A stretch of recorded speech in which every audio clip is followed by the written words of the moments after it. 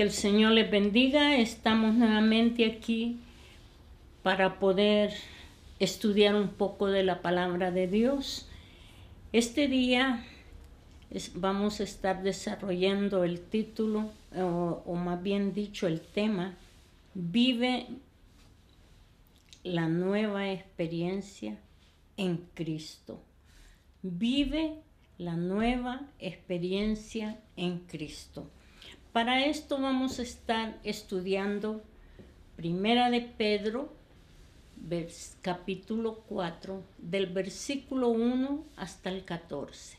Vamos a ir leyendo y vamos a ir analizando lo que el apóstol nos dice en la palabra y cómo la podemos nosotros vivir, ¿va? Como una experiencia nueva para nuestra vida cristiana.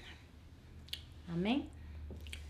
En este momento vamos a estar leyendo nuestro pensamiento central.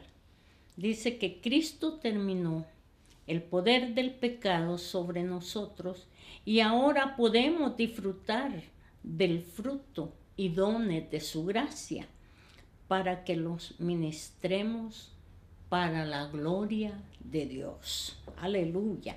Y nuestro texto que nos está dando la clave para empezar nuestra lección es: cada uno según el don que ha recibido, ministrelo a los otros, como buenos administradores de la multiforme gracia de Dios. Esto se encuentra en Primera de Pedro 4:10. Vamos a leer también a Primera de Pedro 4:1 y el versículo 2.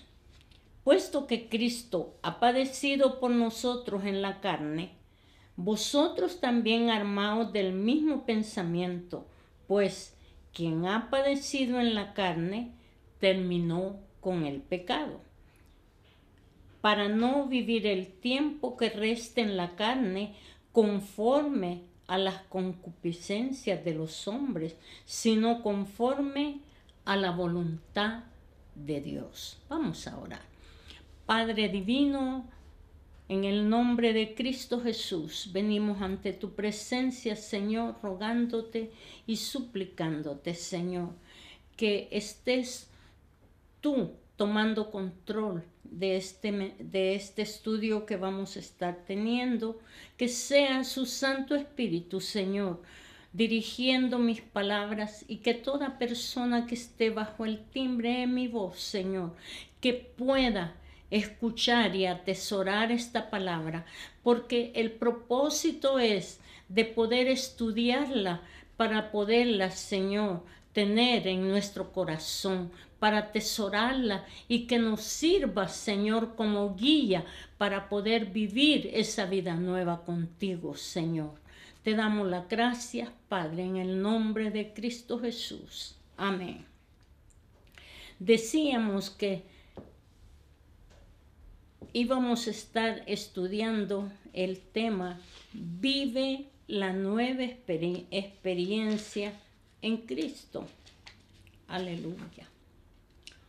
Como introducción a nuestro estudio, quiero hablarles de 3 asuntos de considerable valor para la vida cristiana.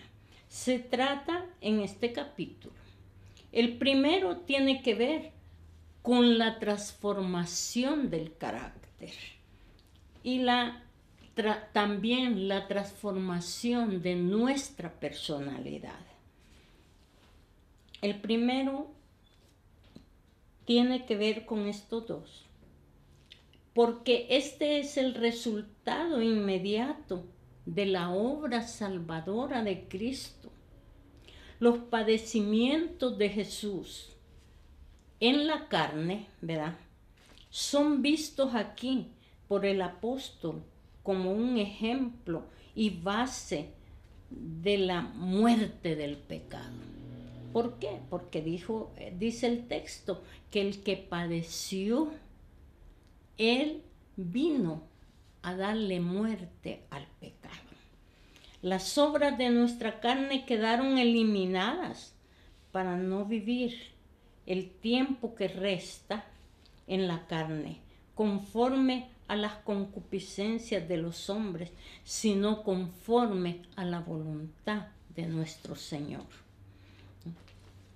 Ahora debemos ser sobrios, y dice la palabra, y velar en oración, para que la nueva vida en Cristo sea firme y próspera. Solo así tenemos la capacidad de decir no al mundo y sí a nuestro Señor. El segundo tema que nos ocupa es la manifestación de frutos y dones espirituales en la vida del creyente. Dones y frutos. ¿Por qué? Porque nosotros tenemos que llevar frutos como cristianos.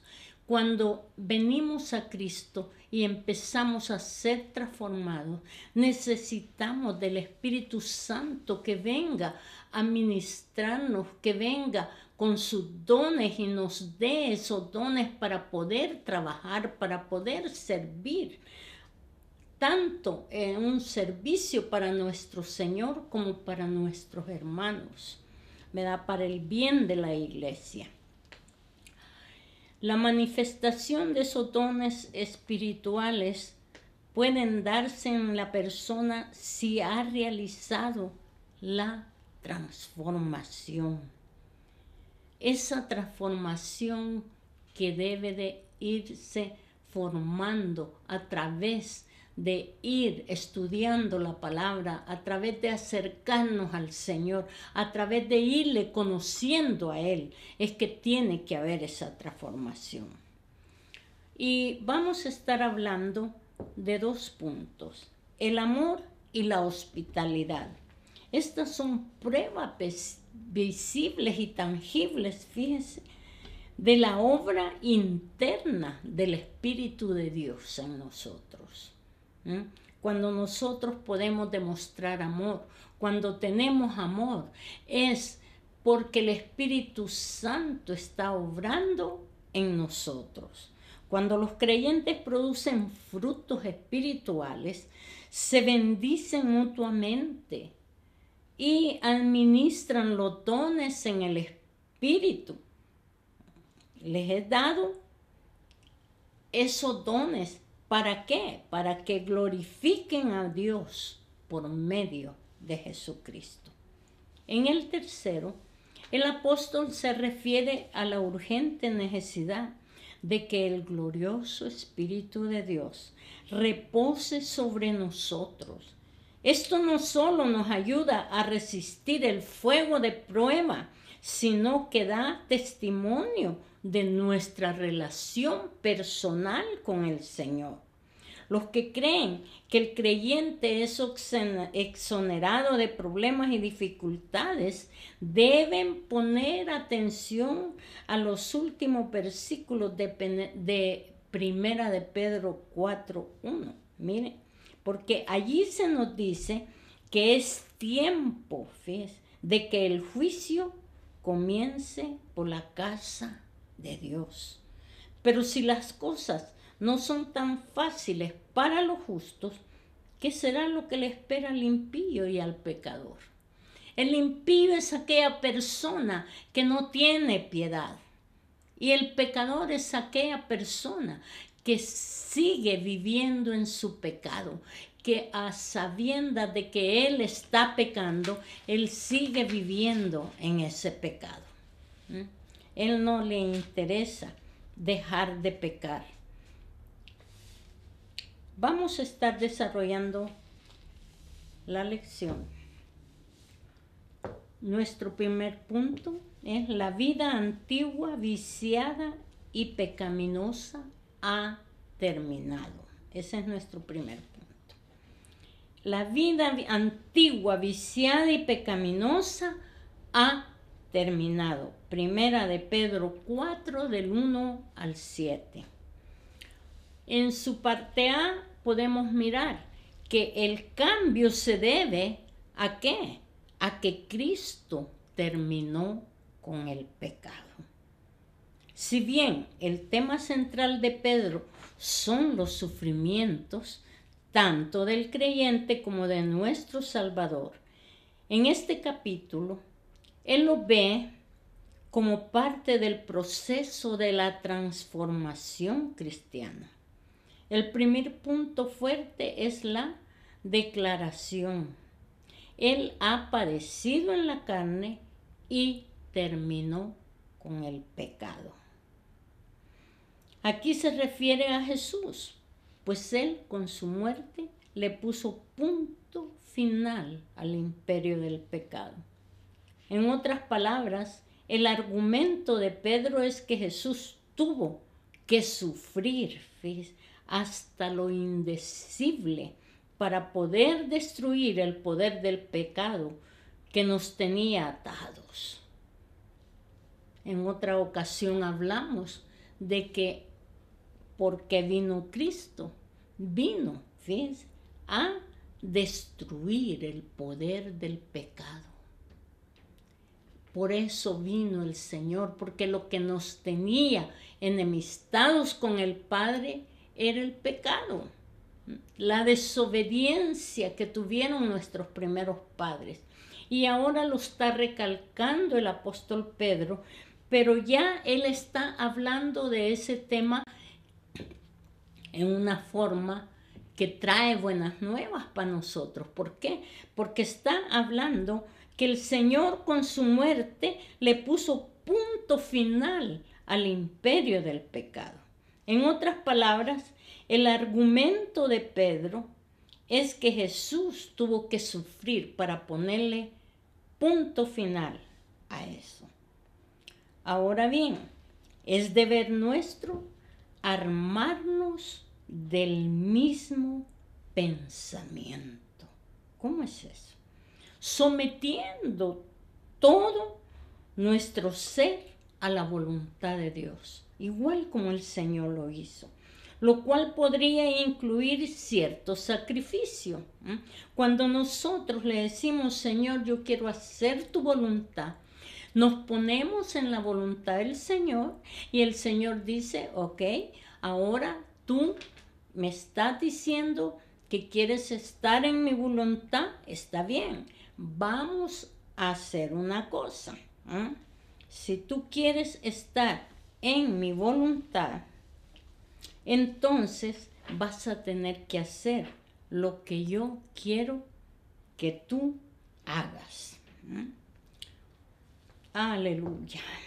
Pedro ha sugerido aquí que uno puede salvarse a base de sufrimientos. No, él no dice eso. Pues eso sería igual a hablar de una salvación por obras. En épocas antiguas hubo personas que se entregaron al martirio para ganar más méritos delante de Dios. Pero aquí se contradice esa herejía. ¿Por qué? Porque el que padeció para terminar con el pecado fue Jesús. Él dijo cuando estaba en la cruz, consumado es. Él terminó la obra expiatoria. El sufrimiento que le podría sobrevenir al cristiano es la persecución que el diablo, fíjese bien, puede provocar usando a los que viven aún en el pecado. Romper con las viejas costumbres y apartarse de los caminos torcidos de antes significa que, aleluya, significa que le estamos dando la espalda a la gente con la cual practicábamos dichos pecados. Pedro enumera algunos de los vicios del mundo. Él está hablando lascivias, concupiscencias, embriagueces, orgías, disipación y abominaciones, idolatrías. En el versículo 3 está diciendo, Decirle no al mundo y sí al Señor puede significar la pérdida de ciertas amistades que por ese mismo hecho se nos pueden convertir en enemigos. Sí, ya no, usted ya no está con ellos, ya no anda con ellos, ya no anda en su vida desenfrenada que vive la gente. Entonces dice, no, ya no, él ya se hizo aleluya y ahora él hace lo que él quiere. O ahora solo pasa en la iglesia, nunca quiere venir con nosotros. Pero ese es el deber de todo cristiano, apartarse del mal, apartarse de las malas compañías, apartarse de aquellos que quieren todavía seguir viviendo en ese lodo, estar revolcándose en el lodo de los vicios del pecado. Parte B, ahora debemos de ser sobrios, dice la palabra, y velar en oración. El apóstol nos anticipa estas 3 reacciones. A estos les parece cosa extraña que vosotros, dice, no corráis con ellos en el mismo desenfreno. ¿No se ha enfrentado usted al reproche de sus excompañeros de vicios? ¿Verdad que varias veces? No, ya, tú ya no estás con nosotros. Ahora, en lugar de ceder a insinuaciones pecaminosas, dígales que ellos darán cuenta al que está preparado para juzgar a los vivos y a los muertos. El capítulo 4, versículo 5 dice, a los muertos Él los juzgará también, a los muertos de épocas anteriores, como los santos del Antiguo Testamento, que de alguna manera conocieron la voluntad de Dios. Muchos de ellos fueron juzgados en carne, según los hombres. Incluso algunos fueron asesinados, pero todos viven en espíritu según Dios. Por lo que murieron fuera de la voluntad de Dios, no podemos hacer nada porque después de la muerte todo queda fuera de nuestro alcance. Mucha gente dice, vamos a hacerle un ruego de tantos días por el que murió. Él ya no necesita ruegos. Él ya no necesita que le estemos rogando a Dios por él. Nosotros lo deberíamos de haber hecho cuando él estaba vivo. Por eso es que el Señor nos manda que hablemos su palabra, que le digamos a la gente sus errores y que vengan a Cristo para que sean salvos. Pero después de muerto ya no hay nada más que podamos hacer.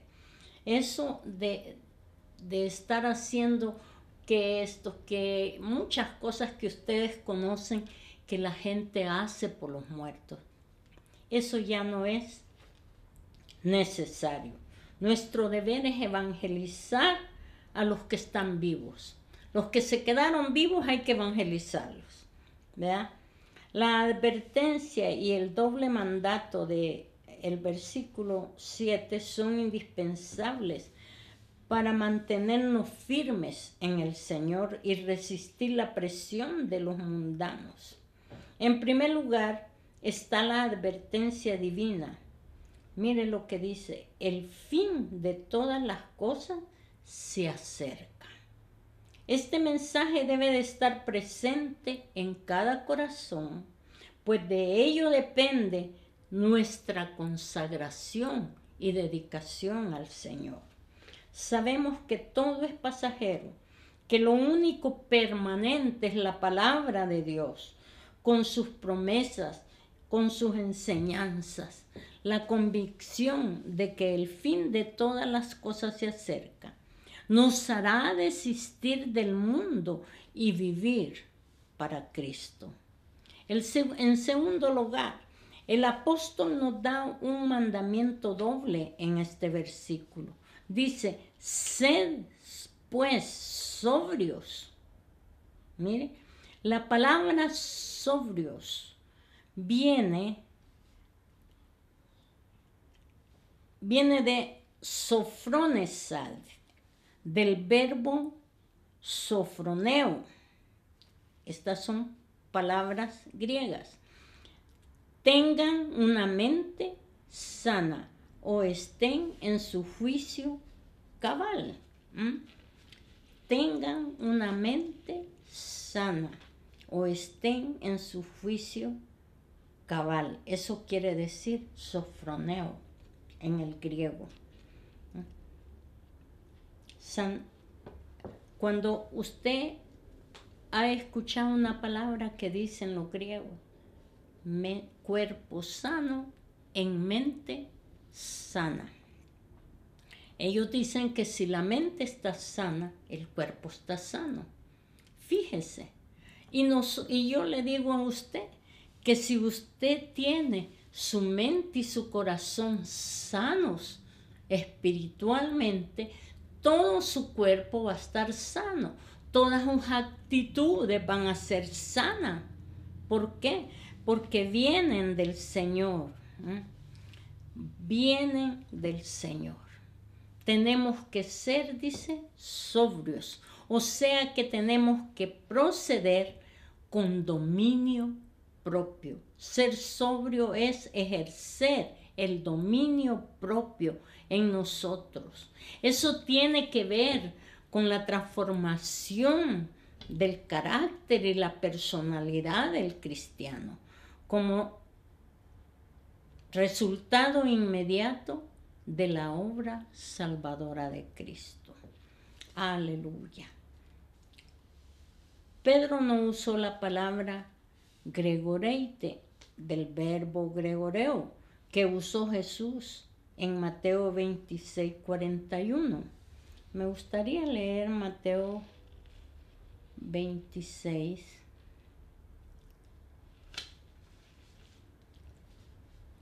Ok. Para exhortar a los discípulos a que no se durmiesen. ¿Se acuerda? Que él dijo, no se duerman, quédense aquí, velen conmigo. Pero Pedro no está hablando de velar físicamente, como cuando el Señor los exhortó a los discípulos porque no pudieron velar con él cuando él estaba orando en Getsemaní. Pedro no exhorta aquí no a velar físicamente, sino a mantenernos alertas. Velar, mantenernos alerta contra el dominio de la tentación, sabiendo que el fin de todas las cosas se acerca y que la venida del Señor está a las puertas.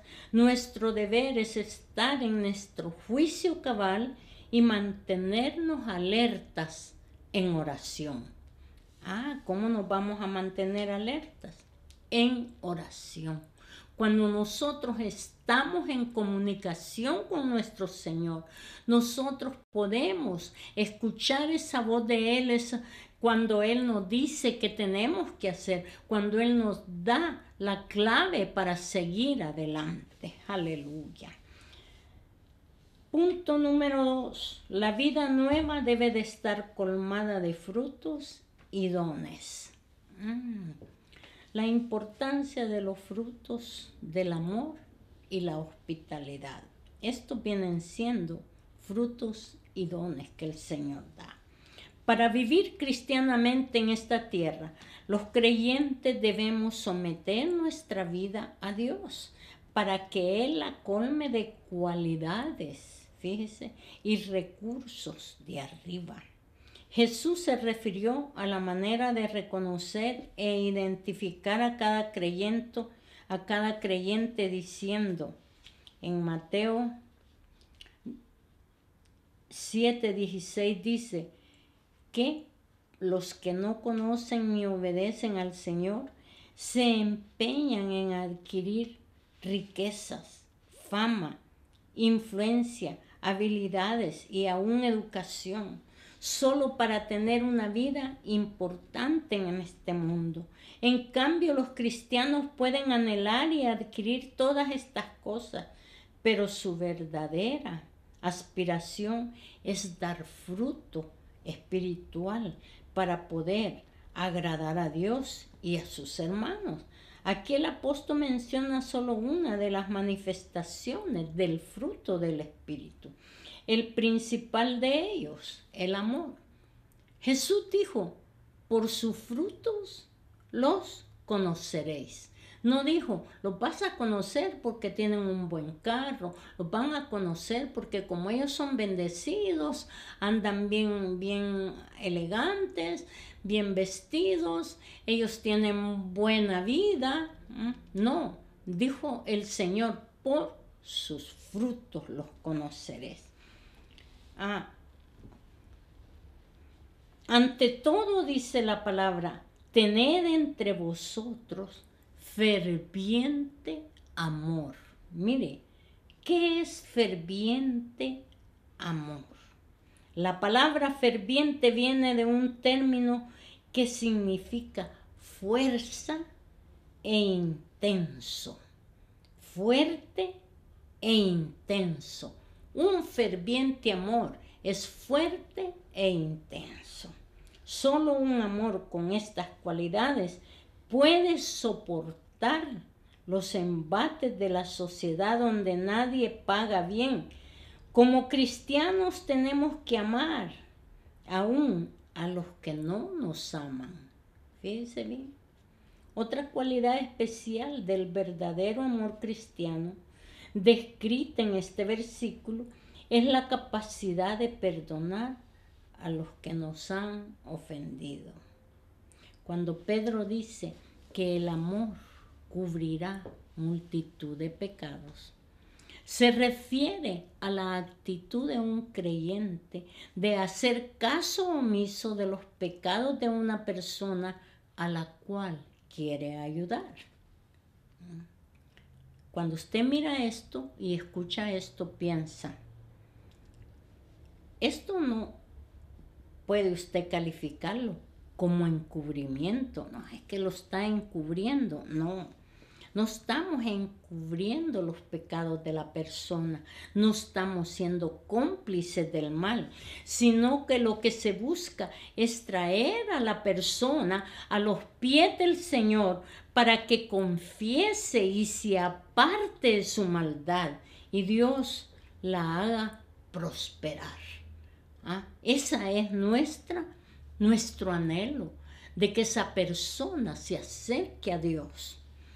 Proverbio 28:13. Quisiera leer Proverbios 28:13. Aleluya. Dice, el que encubre sus pecados no prosperará, mas el que los confiesa y se aparta alcanzará misericordia. Mire qué lindo, alcanzará misericordia. Aquí el apóstol se refiere al perdón y la restauración de alguien que ha pecado, fíjese bien, pero que viene al Señor y viene y se arrepiente.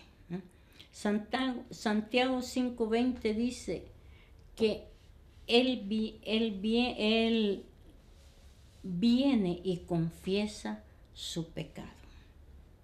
En Proverbios 10:12 dice que el odio despierta rencillas, pero el amor cubrirá todas las faltas.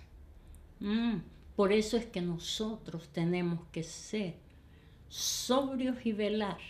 Tenemos que velar en oración. Tenemos que estar conscientes de que si alguien nos hizo daño, perdonarlo. ¿Por qué? Porque cuando perdonamos, nosotros sacamos, ¿verdad?, del mal a aquella persona. Le hacemos confesar su pecado ante Dios y prosperar. Aleluya. Gloria al Señor. El odio despierta rencillas, pero el amor cubrirá, dice, todas las faltas. Otra manifestación del verdadero amor cristiano es la hospitalidad. Esto de hospedarse los unos a los otros era una práctica común en los días en que Pedro escribió esta carta.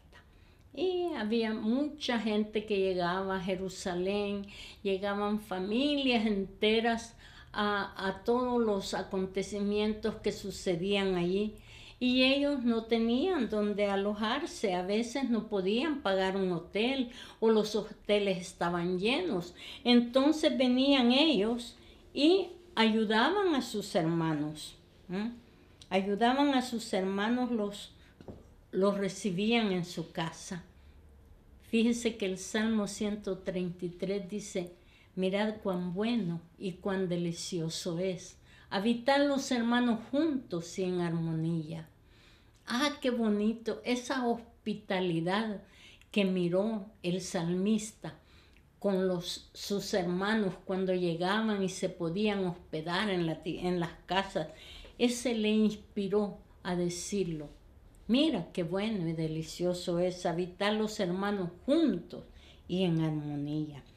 Muchos cristianos tenían que andar buscando también en las persecuciones cuando los perseguían y tenían que haber hermanos que les dieran hospitalidad, que los tomaran en su casa, los ayudaran, ¿verdad? Como huéspedes.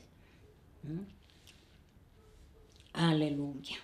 También nosotros, ahora tal vez no hay esa clase de necesidad, pero hay hermanos que sí tienen necesidad y que a veces hay personas que tienen lugar donde hospedarlo y no lo hacen. ¿Saben por qué?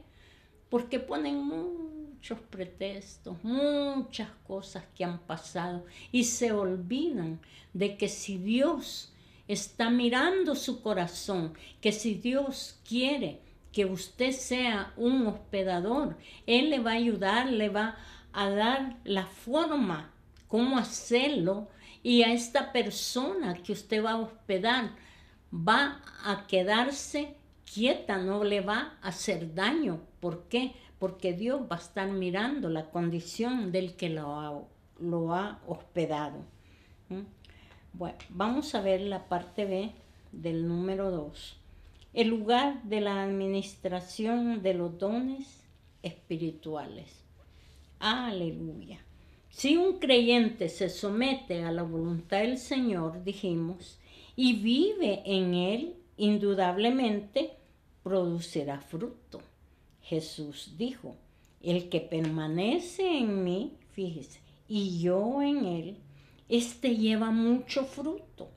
¿Por qué? Porque separado de mí, nada podéis hacer. Juan 15:5.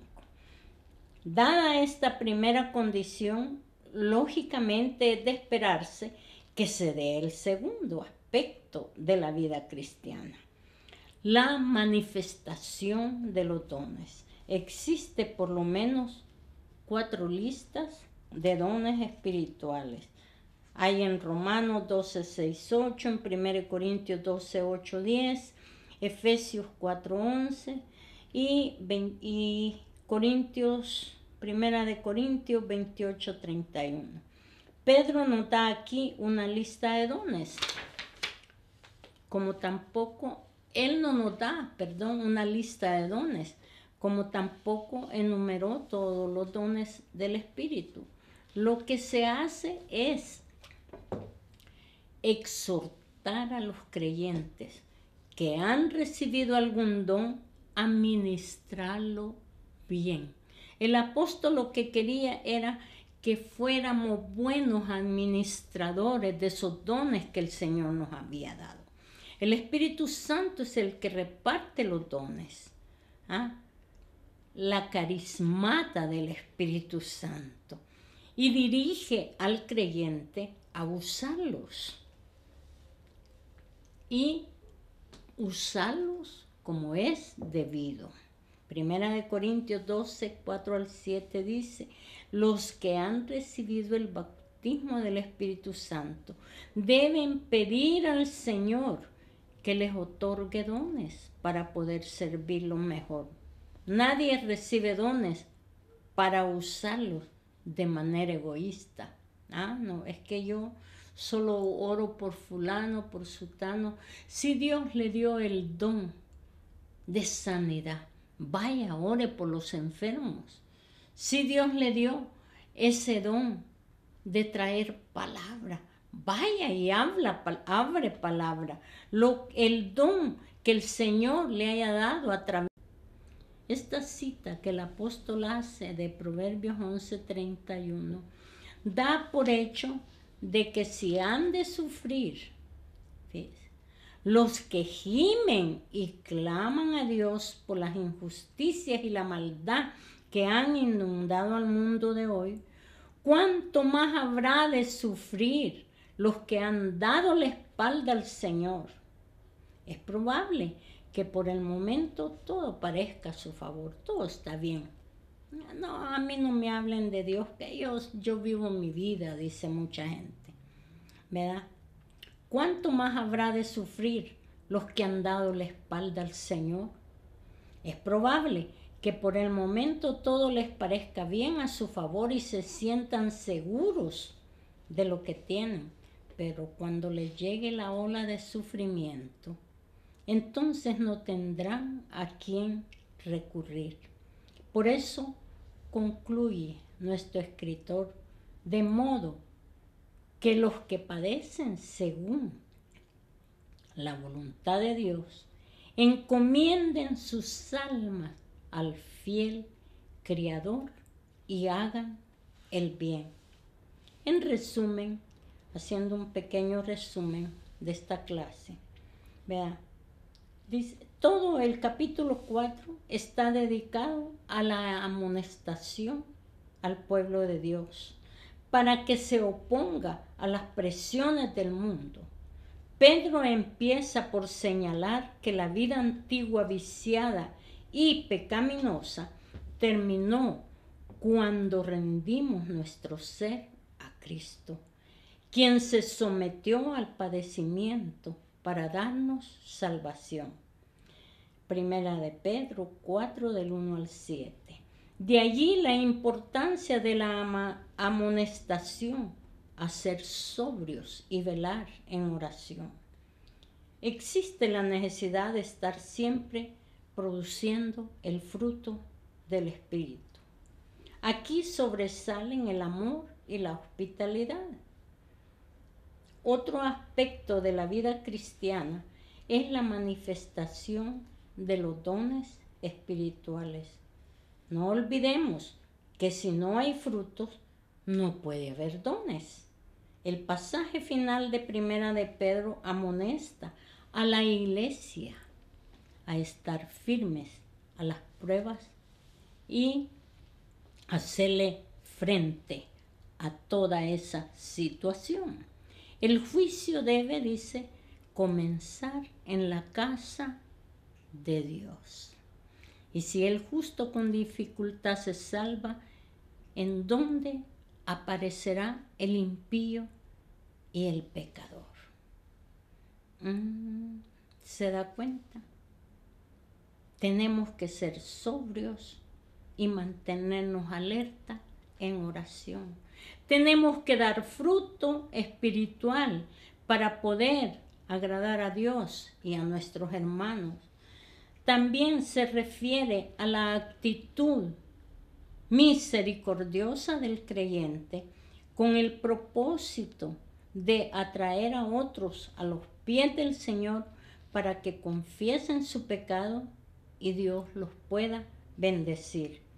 Estos son dados para que los dones, para que los ministremos a otros, como buenos administradores, dice la Biblia, de la multiforme gracia de Dios. ¿Cómo vamos a estar pasando ese juego de prueba? Por medio de la promesa de participar de la gloria de Dios, por la presencia y el poder vivificante del Espíritu Santo. Quiero en este momento hacer una oración con aquellas personas que son cristianas, pero que no se han preocupado por decirle, Señor, yo quiero esos dones del Espíritu. Yo quiero tener tu Espíritu Santo, Señor, para poder seguir adelante. Quiero que tú me prepares para servirte. Quiero que tú me des tu Santo Espíritu, que me llenes, que me bautices con tu Espíritu, para que yo pueda ministrar, Señor, esos dones que el Espíritu da y poderte servir mejor. Si usted es una persona que escuchó esta palabra y siente el deseo de que el Señor llene su corazón con su Santo Espíritu, pídale al Señor. En este momento yo voy a orar con usted y le vamos a pedir al Señor que Él lo llene con su Santo Espíritu. Y si usted es una persona que no ha venido a Cristo, que no ha aceptado a Cristo, yo le invito que lo reciba en su corazón para que sienta esa protección de Él, para que Él haga un cambio en su vida y para que usted tenga la esperanza, esa esperanza de gloria, de que algún día lo va a ver a Él cara a cara en su gloria. Amén. Vamos a orar. Padre divino, en el nombre de Cristo Jesús, yo me uno, Señor, para todos aquellos hermanos y también amigos, Señor, que escucharon tu palabra, que si ellos están dispuestos, Señor, a que tú los llenes de tu Santo Espíritu, que tú, Señor, se lo des, que tú, Señor, vengas y le des eso tan lindo, esa nueva experiencia, Señor, que podemos tener como cristianos después de nuestra salvación, tener esa experiencia de recibir tu Santo Espíritu, ese bautismo de tu Espíritu Santo para poderte servir, Señor, y poder ministrar esos dones que el Espíritu Santo nos da. Y aquellas personas, Señor, que todavía no te conocen, que todavía, Señor, no han recibido a Cristo en su corazón, que ahora, Señor, te inviten a su vida para que tú, Señor, los salves y los prepares para esa vida gloriosa contigo, Señor. En el nombre poderoso y divino de nuestro Señor Jesús lo pedimos, Padre Celestial. Amén.